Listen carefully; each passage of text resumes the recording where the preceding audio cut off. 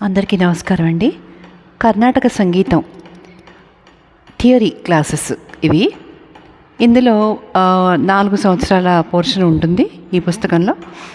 అయితే మనం మొదటి సంవత్సరం అంటే ఫస్ట్ ఇయర్ వాళ్ళు కర్ణాటక సంగీతం నేర్చుకునే వాళ్ళకి ఫస్ట్ ఇయర్ థియరీ మనం తెలుసుకుందాం. ఇందులో డెఫినేషన్స్ అవన్నీ ఉంటాయి. తెలుగులో చెప్తున్నా నేను. మొదటి ప్రకరణ చాప్టర్ని ప్రకరణ అని చెప్తున్నారు. పారిభాషిక పదాలు అంటే డెఫినేషన్స్.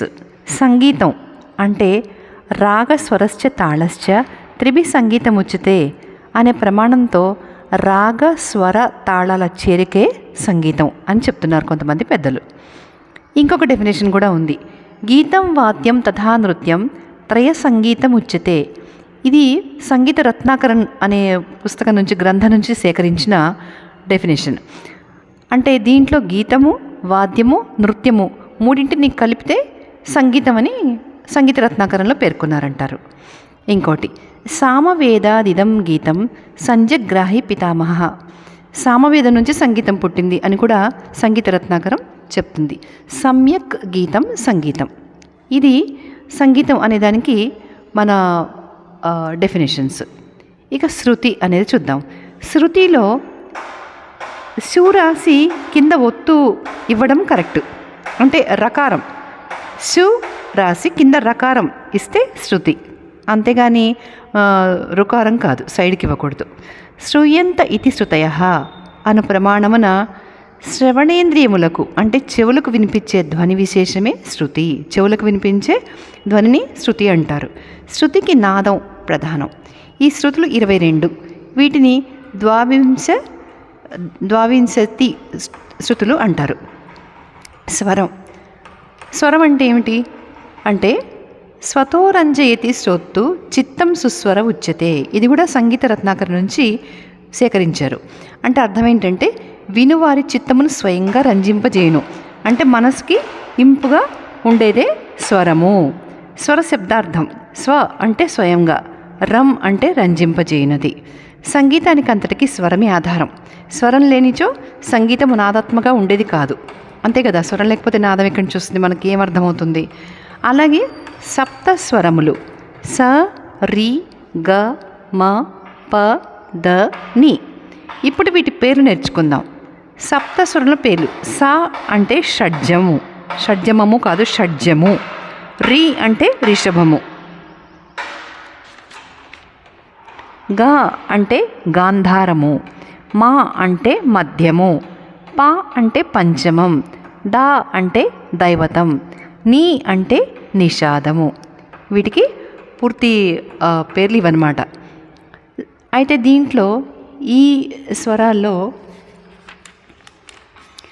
స్వరాంతర్గత స్థానాలు అంటే అసలు వాటి గురించి ఎట్లా అవి ఏర్పడ్డాయి, ఎన్ని రకాలుగా ఏర్పడ్డాయి అనే దానికి ప్రారంభంలో ఏం చెప్తున్నారంటే షడ్జము పంచమాలు తప్ప మిగిలిన 5 స్వరాలు అంటే రి, గ, ప, ద, ని ఇవన్నీ వికృతి భేదం నుండి స్వరాంతర్గత స్థానములుగా ఏర్పడ్డాయి.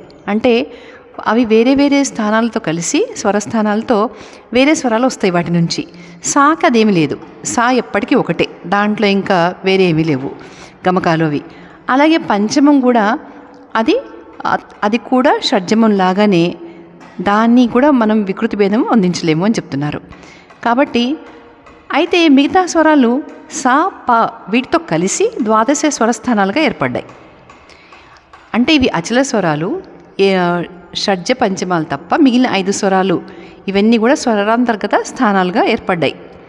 రి, గ, ప, ద, ని ఇవన్నీ కూడా వికృతి భేదాలతో స్వరాంతర్గత స్థానాలు వచ్చినాయి. అయితే అవే సాతోనూ పాతోనూ కూడి ద్వాదశ స్వరస్థానాలుగా ఇంకా షోడశ స్వరాలుగా ఏర్పడ్డాయి. ద్వాదశ స్వరస్థానాలు ఎన్ని? ద్వాదశం అంటే 12 కదా, 12 స్వరాలు. అంటే ఒక్కొక్క దాంట్లో ఎన్ని డివిజన్స్ అంటే ఎన్ని రకాలుగా ఉన్నాయి అని చెప్తున్నాడు. ఫస్ట్ షడ్జము. అది మనం ఇందాక అనుకున్నట్టు దానికి వేరే ఇంకేమీ లేదు, ఓన్లీ షడ్జము. 2 శుద్ధ రిషభము. 3 చతుశ్రుతి రిషభము. 4 సాధారణ గాంధారము. 5 అంతర్గాంధారము. 6 శుద్ధ మధ్యమము. 7 ప్రతిమధ్యమము.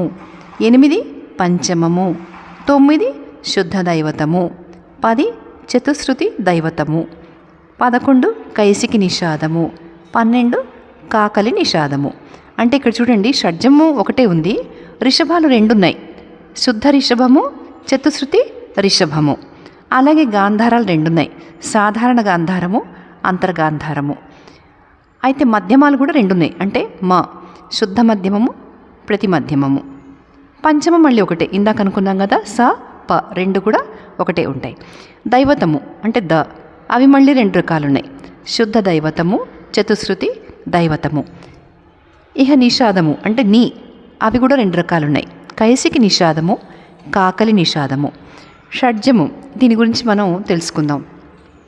సప్తస్వరాలలో ప్రధానమైనది ఇది. మిగిలిన 6 స్వరాలకు ఆధారం ఇదే. షడ్జము లేనిచో ఏ ఇతర స్వరములకునూ స్థానం ఏర్పడజాలదు. షడ్జము లేని రాగం ఉండదు, దీనికి కంపిత గమకం ఉండదు. షడ్జము ప్రకృతి స్వరం, అచల స్వరం. ఇప్పుడు స్థాయి అంటే ఏంటి తెలుసుకుందాం. షడ్జము నుంచి నిషాదం వరకు గల భాగాన్ని స్థాయి అంటారు. అంటే స రి గ మ ప ద ని, ఇక్కడి నుంచి సా నుంచి నీ వరకు ఉండేదాన్ని, ఆ భాగాన్ని స్థాయి అంటారు. దీన్ని ఇంగ్లీష్లో ఆక్టేవ్ అంటారు. ఇవి ముఖ్యంగా 3 రకాలు. 1 మంద్రస్థాయి, 2 మధ్యస్థాయి, 3 తారాస్థాయి. ఈ 3 స్థాయిలే కర్ణాటక సంగీతంలో వాడుకలో ఉన్నాయి. చాలా వరకు రచనలన్నీ ఈ 3 స్థాయిలలోనే రచించారు. అనుమంద్ర స్థాయి ఇంకా అతి తారాస్థాయితో కూడి మొత్తం 5 స్థాయిలు ఉన్నాయి. ఇప్పుడు వివరంగా తెలుసుకుందాం. మనం రైటింగ్లో మన నోట్స్ రాసుకునేటప్పుడు ఎలా రాసుకోవాలి, ఎలా గుర్తుపెట్టుకోవాలి అనేది తెలుసుకుందాం. 1 అనుమంద్ర స్థాయి, స రి గ మ ప ద ని.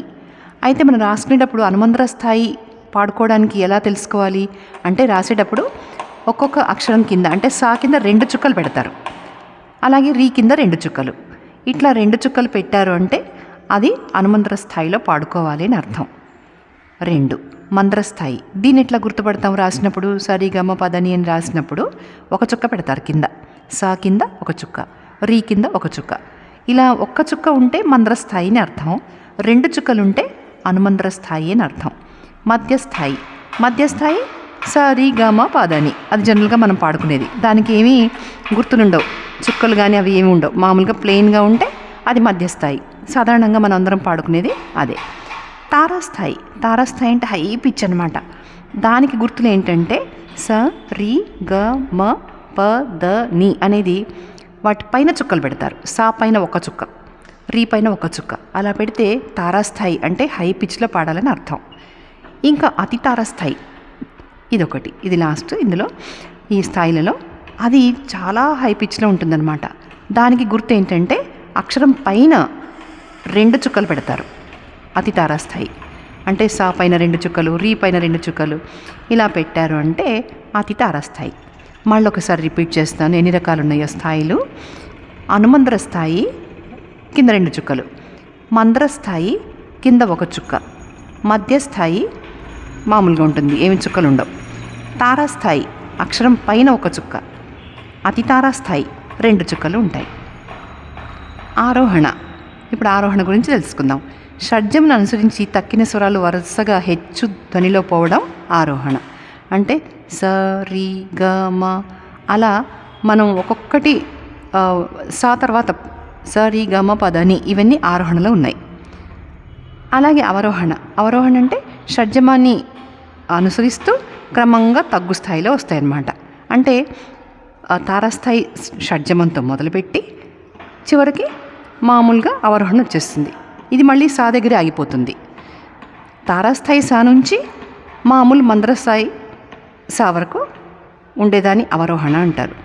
స రి గ మ స ని ద ప మ గ రి స, ఇది అవరోహణ. ఆరోహణ అంటే స రి గ మ ప ద ని స, తారాస్థాయి స. అవరోహణ అంటే స ని ద ప మ గ రి స. ఇవాళకి ఈ లెసన్ ముగించేస్తున్నానండి. మీకు నచ్చితే లైక్స్ కొట్టండి తప్పకుండా. నేను వీణా ఫస్ట్ క్లాస్లో పాస్ అయ్యాను. ఈ థియరీ అంతా కూడా చేసేసిందే కాబట్టి నాకు చెప్పడం కూడా ఈజీగా ఉంటుంది. మీకు అర్థమైందని అనుకుంటాను. కొంతమందికి ఇది బెనిఫిట్ అనిపించినా కానీ నాకు చాలా సంతోషంగా ఉంటుంది. థ్యాంక్ యూ అండి.